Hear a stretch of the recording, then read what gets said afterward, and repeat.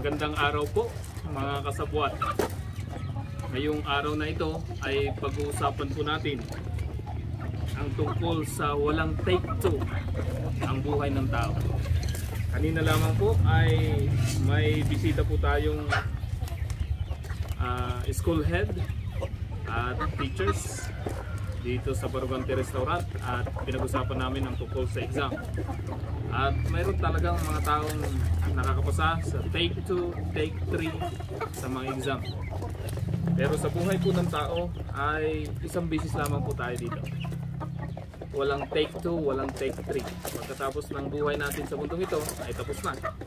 Kung tayo patay na, wala na.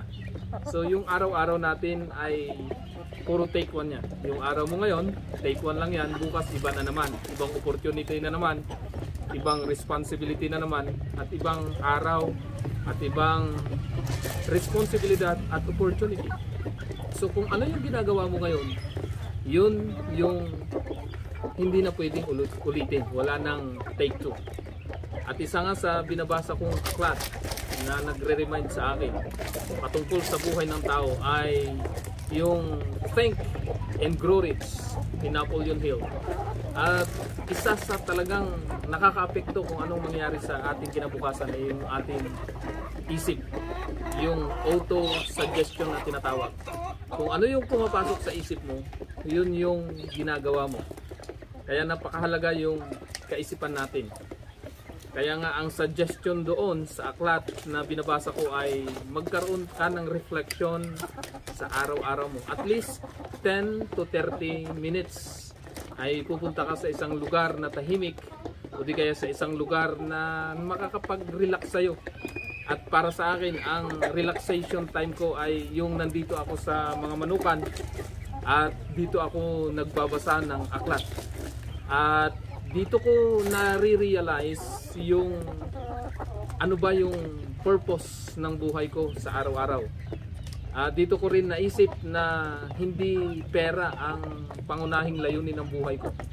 Sapagkat kung pera rin lang, naranasan ko na rin magkapera ng malaki-laki. Sapagkat yun nga, katulad ng mga naunang vlog ko, kung hindi nyo pa napapanood, ay kumikita ako dati ng 6 digits, gawa nang ako'y naka-abroad sa Macau at doon ako nagturo at siyempre malaki-laki ang palitan. Kung sa ngayon ay times 7 na ang palitan sa pesos natin. Kaya malaki-laki yung aking sahod. Pero hindi yun ang purpose ng buhay ko. Hindi yun yung dahilan kung bakit ako nag-i-exist sa mundong ito. Alam ko na dahil ako'y tao na may layunin sa buhay, taong naghangad ng mas masayang buhay, ang layunin ng buhay ko ay upang maka-inspire ng ibang tao na katulad ko, yung mga taong bigudian, taong minsan pumalpak sa buhay. Yun yung aking layunin na maka-inspire. Kaya nga nandito po ako ngayon na nagba-vlog ulit sapagkat alam ko na yun yung layunin ko sang-ayon sa reflection na aking ginagawa araw-araw. Araw-araw po kasi ako ay nagtutuon ng panahon na at least 5 or 10, minimum of 5 minutes, pero ginagawa ko 10 to 30 minutes. Kapag busy ako, at least may 5 minutes akong nagmumuni-muni. At isa sa paraan ko ay magbasa ng aklat habang nandito ako sa mga manukan.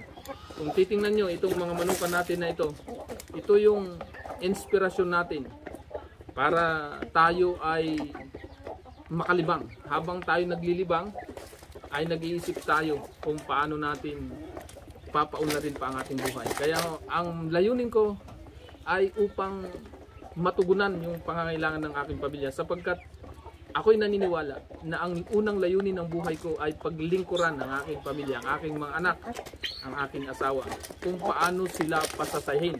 At syempre, magiging masaya sila kung yung basic needs ay naibibigay sa kanila. Kaya nga ako'y masaya dahil yung basic needs namin, yung pagkain, tirahan, ay naibibigay, sapat na sapat. Ang aking pinag-iisipan na lang ngayon ay kung paano matugunan yung kanilang pag-aaral. Sapagkat kung hindi lalaki ang aking kita, yung aming ipon ay kulang para sa kanilang pag-aaral. Ayaw ko namang magbenta ng ating ari-arian. At yun yung dahilan bakit nagpupursige ako na kumita pa ng mas malaki. Yun naman yung ating pinakalayunin. Pero hindi yung layunin natin ay para kumita lang ng kumita ng pera. Maraming mga taong bigo dahil mali ang kanilang layunin, na akala nila yun yung purpose nila, kumita ng pera, at napabayaan na ang kanilang pamilya. On the other hand, kapag ganun po ang nangyayari sa atin, kapag napabayaan natin ang ating pamilya, kumita man tayo ng malaki, useless din po ang ating pinaghihirapan, yung ating pinagpapaguran. Kaya kinakailangan maging balance po tayo. Alamin natin talaga yung layunin natin.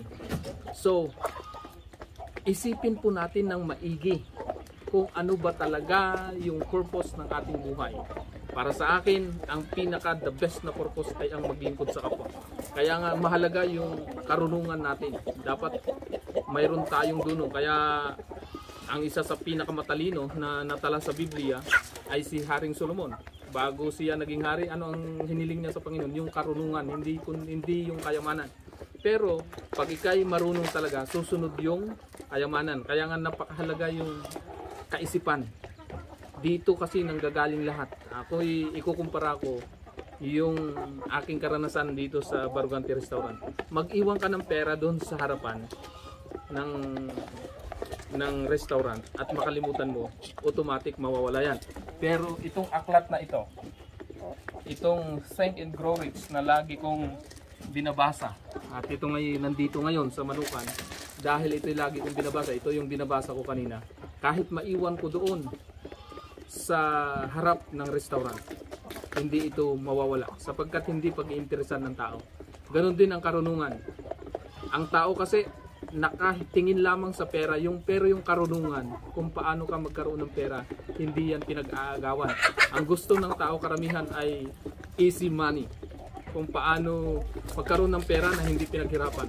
Pero mas maganda po na kapag ang tao may karunungan, yung kanyang pera na makukuha ay sa legal na paraan. At yun po yung gusto kong paraan kung paano kukita.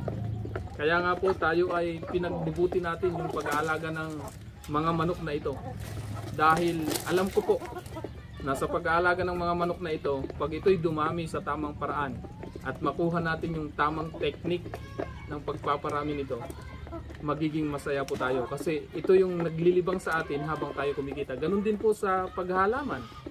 Kaya tayo naggagarden kasi nakaka-relax habang tayo nagtatanim, nagdidilig at nakikita natin lumalago.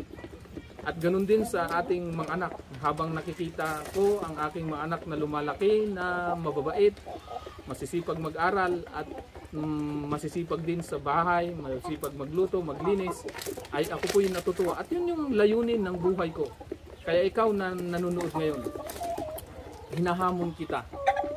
Pag-aralan mo ang buhay mo, saan nga ba talaga pupunta ang buhay mo? Baka naman yung buhay mo ay mula nung nagkaisip ka na, ay mali ang direksyon mo. Kasi may mga taong mula simula ay puro pag-iimpok ng pera, puro ari-arian, puro paano magkakaroon ng limpak-limpak na salapi, na bandang huli sila naman ay nagsisisi kasi nung maabot na nila hindi naman sila masaya.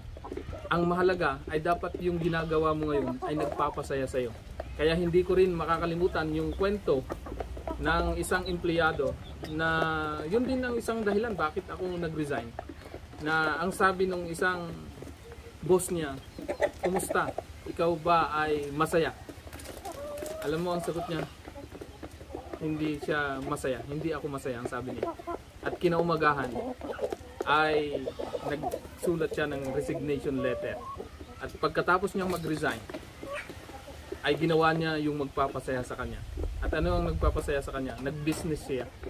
At yung business na iyon, nung magkita ulit sila, nung bossing niya na nagtanong kung masaya siya sa kanyang trabaho, ang sabi niya, ito na ang nagpapasaya sa akin. Ikaw din ngayon na nanonood, ano ba talaga ang purpose ng buhay mo? Ano ba ang nagpapasaya sa iyo?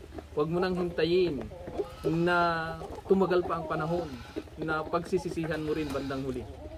Hindi ko sinasabing mag-resign ka sa trabaho mo. Kung yan ang purpose ng buhay mo, ituloy-tuloy mo na yan. Kung nasa abroad ka man ngayon, ituloy-tuloy mo na yan kung sa tingin mo yan ang purpose ng buhay mo.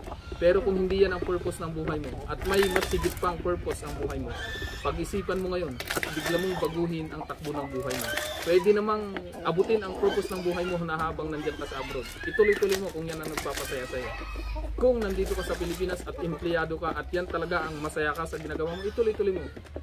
Pero kung hindi ka pa masaya, pag-aralan mo, pwede kang gumawa ng ibang bagay habang hindi ka nagre-resign. Pero kung nakikita mo na talaga, dahil marami rin naman ako talagang nababasa at napapanood at nakita na kung talagang hindi ka na masaya sa ginagawa mo at nakikita mong may magpapasaya pa sa'yo, pwede mong baguhin ang takbo ng buhay mo. Kaya ngayon, ako'y nakikiusap sa'yo, sana itong video na ito ay makatulong sa'yo upang pag-aralan mo ang buhay mo. Ulitin ko, magkaroon ka ng 10 to 30 minutes a day upang mag-reflect. At pag-aralan mo kung ano yung gagawin mo araw-araw.